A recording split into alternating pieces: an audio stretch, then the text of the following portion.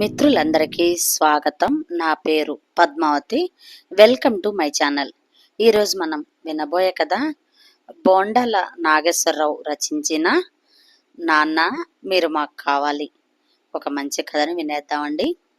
రాత్రి 10 గంటలు.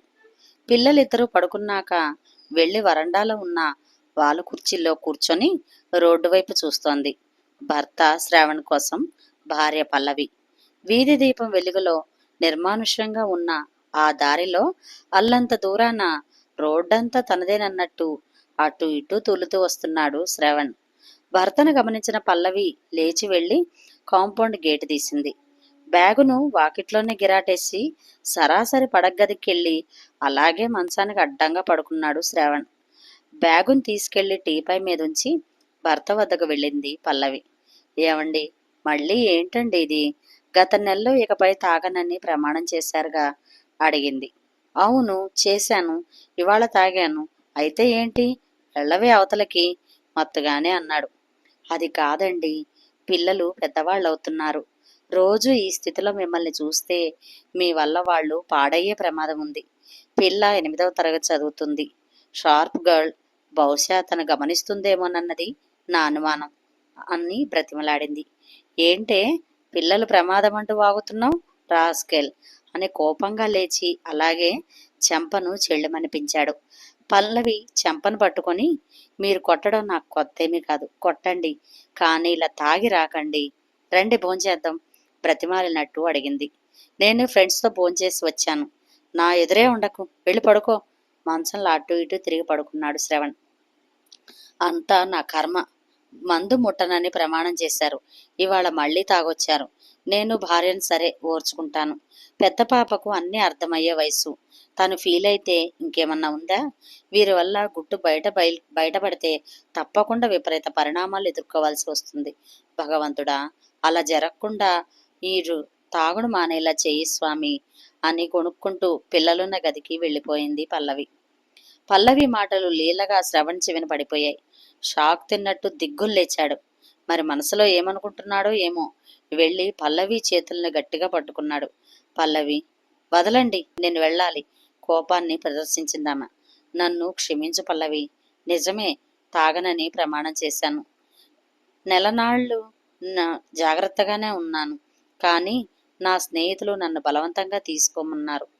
ఆఫీసులో నేను ఓ టెండర్ పాస్ చేశానని, ఆ పార్టీ వాళ్ళు 5,000 ఇచ్చారని, ఆ డబ్బుని ఈ విధంగా ఖర్చు పెట్టాలి. నాది తప్పే, ఇంకెప్పుడు ఇలా నడుచుకోను. పిల్లల్ని భగవంతుణ్ణి గుర్తు చేస్తూ నన్ను భయపెట్టకు పల్లవి ప్రాధేయపూర్వకంగా అన్నాడు శ్రవణ్. చేసేది లేక భర్త చేతుల నుంచి తన చేతుల్ని సున్నితంగా విడిపించుకొని మౌనంగా వెళ్ళిపోయింది పల్లవి. మరుసటి రోజు శ్రవణ్ త్వరగా ఆఫీస్కి వెళ్ళిపోయాడు. ఆఫీసులో కనీసం పక్క సీట్లో ఉన్న ఫ్రెండ్ను కూడా పలకరించకుండా పనిలో నిమగ్నమైపోయాడు. కాఫీకి ఒక్కడే వెళ్ళాడు. లంచ్ అవర్లో ఫ్రెండ్స్తో కలవకుండా భోంచేసి వచ్చి సీటులో కూర్చున్నాడు.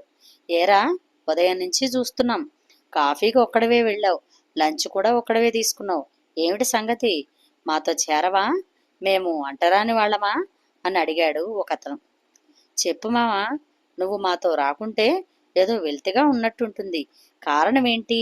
రెండోవాడు ప్రశ్నించాడు. శ్రవణ్ మౌనంగా ఉండిపోయాడు. పోనీలేరా. ఒరే శ్రవణ్, విను, మనం అందరం కలిసి చేసిన మరో పనికి ఇవాళ దానికి సంబంధించిన వాళ్ళొచ్చి 5,000 రూపాయలు ఇచ్చారు. సాయంత్రం స్వాగత హోటల్లో మనం పార్టీ చేసుకుంటున్నాం. వచ్చేయి, భాగం డబ్బులిమ్మని అడక్కు మూడోవాడన్నాడు. నాకేమీ వద్దురా, మీరే తీసుకోండి, పార్టీ కూడా మీరే చేసుకోండి, నన్ను వదిలేయండి చాలు. దృఢంగా వచ్చాయి ఆ మాటలు శ్రవణ్ నోటి నుంచి. పకపకా నవ్వారు ముగ్గురు స్నేహితులు. వాళ్లల్లో రెండోవాడు, వీలు పడదు మామా, నువ్వు ఒక్కడివే మంచివాడు అనిపించుకోవడం కుదరదు. కావాలంటే రేపటి నుంచి మాకు దూరంగా ఉండిపో. పద పద మామా అన్నాడు రెక్క పట్టుకొని లేపుతూ. తప్పదన్నట్టు పైకి లేచాడు శ్రవణ్. శ్రవణ్ను నెట్టుకుంటూ వెళ్ళి బైకులో కూర్చోబెట్టుకొని నలుగురు స్వాగత హోటల్కి వెళ్ళారు. ఓ టేబుల్లో కూర్చున్నారు. బ్రాందీ ఆర్డర్ చేసుకున్నారు. 5 నిమిషాల్లో బ్రాందీ వచ్చింది. సైడ్ డిష్తో పాటు తాగను మొదలుపెట్టారు ముగ్గురు స్నేహితులు. ఏంట్రా, గ్లాస్ ముందుంచుకొని మౌనంగా ఉన్నావు? ఒక్క పెగ్గేలే, ఎలాగిచ్చేయి అన్నాడు మూడో ఫ్రెండ్. అయితే భార్యకి ఇచ్చిన మాట మనసులో మెదలగా ఆలోచిస్తూ మౌనంగా ఉండిపోయాడు శ్రవణ్. ఏంట్రా ఆలోచిస్తున్నావు, సిప్ చేయి అన్నాడు ఇంకొకడు.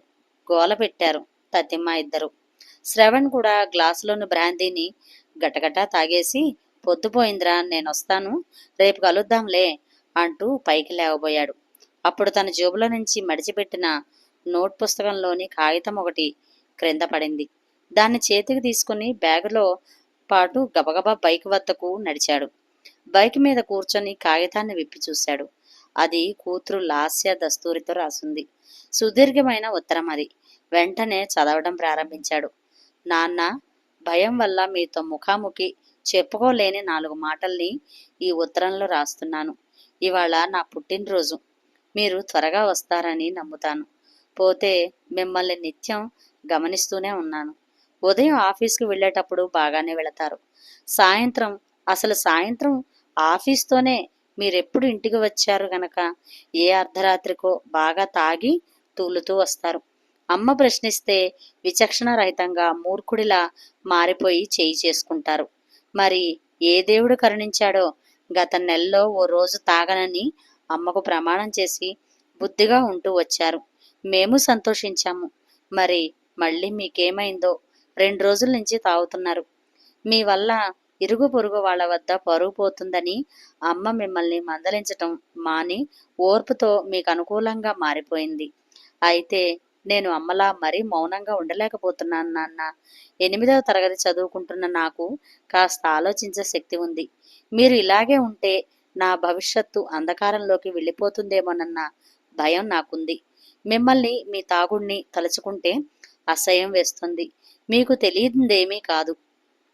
ఈ తాగుడు వల్ల ఎన్నో కుటుంబాలు సర్వనాశనమైపోతున్నాయి. నా స్నేహితురాలు తండ్రి ఈ తాగుడికి బానిస కావడం వల్ల వాళ్లను ఆర్థిక ఇబ్బందులు వెంటాడుతున్నాయి. చదువు మానుకొని ఏదో కంపెనీలో 5,000 రూపాయలకు ఉద్యోగం చేస్తోంది. అలాంటి పరిణామమే ఇంకో స్నేహితురాలు ఇంట్లోనూ చోటు చేసుకోగా వాళ్ళమ్మ ఉరిపోసుకొని చనిపోయింది.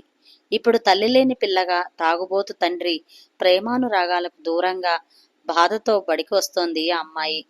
మరి భవిష్యత్తులో తన జీవితం ఎలా సాగుతుందో ఊహించలేము. నాన్న, అసలు మీకేమైంది? నా తమ్ముడి భవిష్యత్తు మీకు అక్కర్లేదా? మేము ఎలా పోయినా పర్వాలేదా? మళ్ళీ తాగుతున్నారెందుకు? మొదటే మనం అప్పుల ఊబిలో కూరుకుపోయి ఉన్నాం. అందుకు తగ్గట్టు అటు నాన్నమ్మ తరపు నుంచో లేక అమ్మమ్మ తరపున ఎలాంటి ఆర్థిక సహాయం పొందలేకపోతున్నాం. ఇక మీ జీతం డబ్బుల్లో మీ వ్యసనాలకు పోను మిగిలిన డబ్బు అమ్మ చేతికిస్తే ఆమె ఈ కుటుంబాన్ని ఎంతో కష్టంగా నెట్టుకొస్తోంది పాపం. నాన్న, మీరిలాగే కొనసాగితే మా భవిష్యత్తు ఏమో కానీ మీరు చెల్లుకుంటారు. అవును నాన్న, ఆరోగ్యం దెబ్బతిని ఊపిరితిత్తుల వ్యాధితో మీరు బాధపడుతున్నారని నాకు ఈ మధ్య తెలిసింది. ఎలా తెలిసిందంటారా? మొన్న రోడ్డు మీద రోజు దగ్గే మామూలు దగ్గుగా తేడాగా ఎడతెరిపి లేకుండా దగ్గి కళ్ళతో రక్తం పడగా దాన్ని మీ షర్టుకు తుడిచి పక్కన పెట్టారు. అది చూసి నేను షాకు గురయ్యాను. అంటే అది ఊపిరితిత్తుల వ్యాధేగా. కనుక నాన్న, మీరు మాకు కావాలి. మా కోసమైనా మీరు బ్రతకాలి. ఆలోచించుకోండి. తాగుడు మానండి. అమ్మను, తమ్ముణ్ణి, నన్ను సంతోషంగా ఉంచుకోండి. మా కోసం బ్రతకండి ప్లీజ్. నాన్నకు ప్రేమతో. లాస్య అని రాసిన కూతురి ఉత్తరం మొత్తం చదివిన శ్రవణ్కు ముచ్చెమటలు పోశాయి. మీరు మాకు కావాలి నాన్న, మా కోసమైనా మీరు బ్రతకాలి అన్న మాటలు శ్రవణ్ హృదయాంతరాలను తాకాయి. కర్చీఫ్తో మొహం తుడుచుకున్నాడు. బైకుని స్టార్ట్ చేసుకుని ఇంటికి బయలుదేరాడు. అప్పుడు రాత్రి 9 అయింది. 9 అయింది కదమ్మా, క్యాండిల్స్ వెలిగించి కేక్ కట్ చేస్తే నీ పుట్టినరోజు పండగ అయిందనిపించుకొని భోంచేసి పడుకుందాం తల్లి, పల్లవి అంది. అవునక్క, నాకు ఆకలవుతోంది. పైగా నీ ఫ్రెండ్స్ కూడా వెళ్ళిపోయారు. తమ్ముడు రిషి కుదరదురా, నాన్న రావాలి, వస్తాడు, అప్పుడే నేను కేక్ కట్ చేస్తాను అని అటు వాకిటి వైపు చూస్తూ ఉండగా బైకును పార్కు చేసి పరిగెత్తినట్టు లోనికొచ్చాడు. తల్లి లాస్య అంటూ శ్రావణ్. ఇప్పటికే తండ్రిలో మార్పును గమనించింది లాస్య. తను రాసిన జోబులో ఉంచిన ఉత్తరం తండ్రి చదివి ఉంటాడని గుర్తించింది. ఆ ఉత్తరమే తన తండ్రిలో మార్పు తెచ్చిందనుకుంది. వెంటనే నాన్న అంటూ దగ్గరికెళ్ళి వాటేసుకుంది. ఇద్దరి కళ్ళల్లో అశ్రుధారలు. వాళ్ళ మధ్య ఏం జరిగిందో తెలియక అయోమయ పరిస్థితిలో తల్లి తమ్ముడు కూడా కళ్ళమ్మని నీళ్లు తెచ్చుకున్నారు. పల్లవి, బాబు మీరు దగ్గరికి రండి అన్నాడు శ్రవణ్. భార్య పిల్లాడు కూడా శ్రవణ్ దగ్గరకు వెళ్లారు. తల్లి లాస్య ఆ వ్యాధి నుంచి బయటికి రమ్మని చేసింది. అవును, ఆరోగ్యాన్ని కూడా పోగొట్టుకుని ముగ్గురిని అక్కుని చేర్చుకున్నాడు. కన్నీళ్లతో శ్రవణ్. అదేనండి మాకు కావాలి, భార్య పల్లవి దీనంగా అంది. అవును నాన్న, నేను ఊహించినట్టే మీరు మారిపోయారు. ఇక మీరు తాగరని గట్టిగా నమ్ముతున్నాం. ఎందుకంటే మీరు ఒట్టు పెట్టుకున్నది నా మీద కదా అంది లాస్య.